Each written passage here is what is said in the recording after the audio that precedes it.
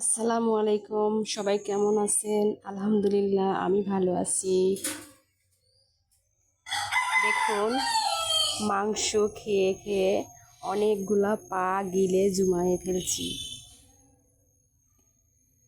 মাংস নিয়ে আসি, পা গিলে থাকে, সেগুলো আলাদা করে রেখে দিয়েছি, অনেক হয়েছে। আজ সেগুলাই আমি পরিষ্কার করে রান্না করব।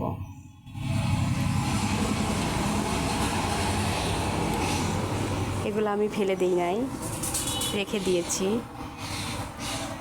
অনেকগুলা হয়ে গেছে।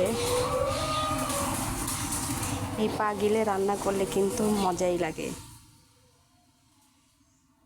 কারা কারা এই পা গিলে রান্না পছন্দ করেন কমেন্ট বক্সে জানাবেন।